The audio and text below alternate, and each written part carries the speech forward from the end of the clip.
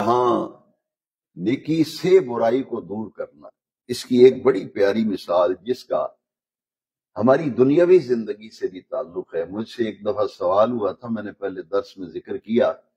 کہ آخرت کی زندگی کو بہتر بنانے کے لیے علماء بہت بیان کرتے ہیں، آخرت کی زندگی بہتر بنائیں، آخرت کی زندگی۔ دنیا کی زندگی کو بہتر بنانے کے لیے علماء بیان ہی نہیں کرتے۔ میں نے کہا بیان تو کرتے ہیں،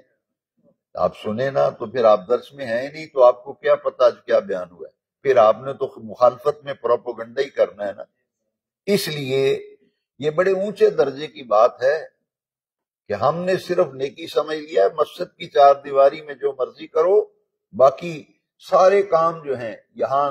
جو کرو گے وہ نیکی ہوگی، اور مسجد سے باہر نکلو تو کہتے جی وہ دنیا داری ہے، یہ دین داری ہے، وہ دنیا داری ہے، یہ دین داری ہے۔ یہ تقسیم نے ہمارا ستیہ ناش کر دیا۔ اس کو غور سے سنیں، یہ جو نیکی کے ذریعے برائی کو دور کرنا ہے، مفسرین کرام اس آیت کی تفسیر میں فرماتے ہیں کہ جو شخص تمہارے ساتھ سخت کلامی کرتا ہے، جو تمہارے ساتھ ڈاڈا بول بولتا ہے، تھوڑے نال ڈاڈیاں گلاں کرتا ہے، اس کی برائی، یہ جو برائی ہے یہ کس طرح دور ہوگی؟ اگر ہم بھی اس کے ساتھ اسی لہجے میں بات کریں گے پھر تو بات برابر ہوگی، جیسے اس نے برائی کی ہم نے بھی کر لی۔ اب اس کا طریقہ بتایا گیا، مفسرین نے فرمایا اگر تمہارے ساتھ کوئی سخت کلامی کرتا ہے تو تم اس کے ساتھ خوش کلامی کرو۔ تم اس کے ساتھ، اس نے تو سخت کلامی کی، آپ خوش کلامی کریں گے تو یہ نیکی ہے، اس نیکی کے ذریعے اس برائی سے آپ بچ جائیں گے۔ اور اگر تمہارے ساتھ کوئی کنجوسی کرتا ہے، اگر تمہارے ساتھ کوئی کنجوسی کرتا ہے تم اس کے ساتھ فیاضی کرو، پھر تم اس کے سامنے سخاوت کرو، سخی بن جاؤ،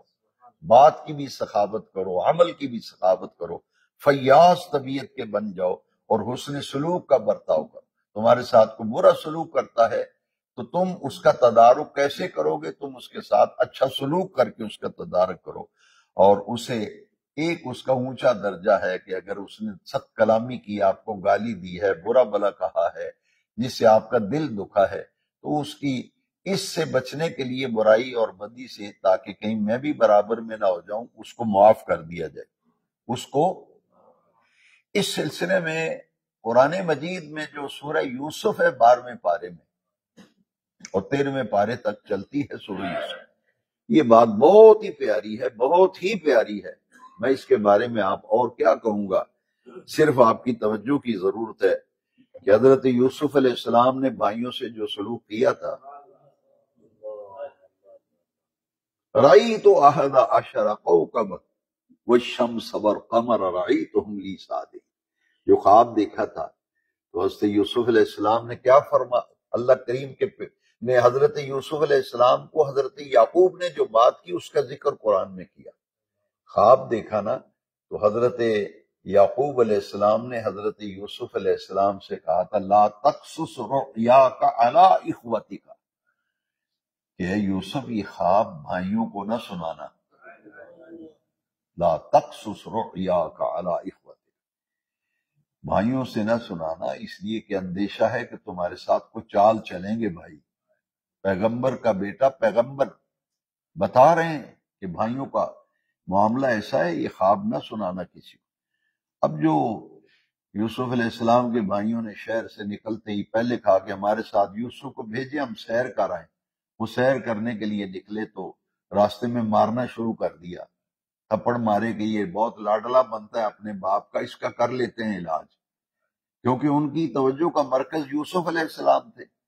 انہوں نے کہا یہ تو بھائی یوسف کی طرف توجہ دیتے، ہمیں تو ہماری طرف وہ توجہ نہیں ہے،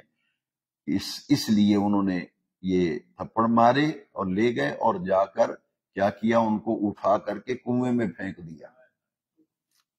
اب حضرت یوسف علیہ السلام نے جب انہیں کنویں میں پھینکا تو انہیں پھر جب ملاقات ہوئی تو حضرت یوسف علیہ السلام نے ان کے سارے معاملات کو کیا کیا، معاف کر دیا۔ اور نبی کریم علیہ السلام نے، یہ تو حضرت یوسف نے بھائیوں کو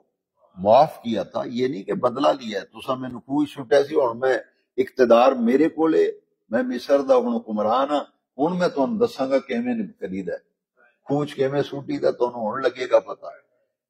اقتدار میں تھے، سب کچھ تھا، لیکن کیا کیا بھائیوں کو۔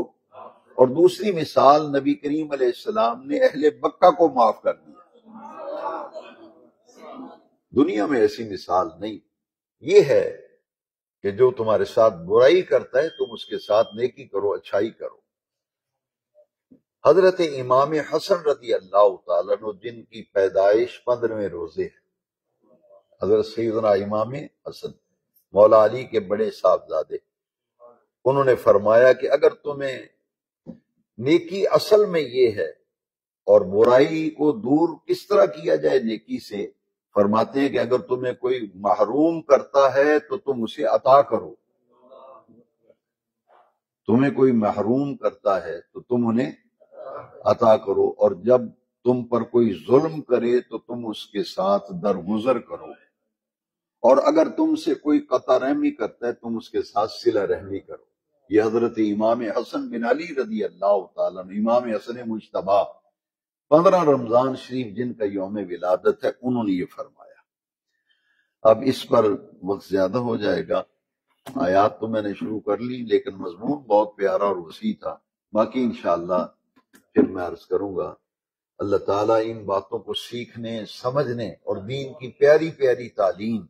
اس کو آگے دوست احباب میں بیان کرنے، اپنے بچوں، بیٹیوں کو، بیوی کو، بچوں کو جمع کر کے کبھی کبھی یہ باتیں بتایا کرو، سکھلایا کرو، تاکہ ان کی تربیت ہو جائے، بچوں کا مزاج بھی وہ ہو جائے جو دین چاہتا ہے کہ ہر مسلمان مومن کا مزاج ایسا ہو۔ یہ تھا آج کے درس کا موضوع۔ عمل کی دعا کرتے ہیں، عمل کے بغیر تو بات ہی کچھ نہیں، قصہ کہانی ہے۔ اللہ کریم مجھے اور آپ کو عمل کی توفیق۔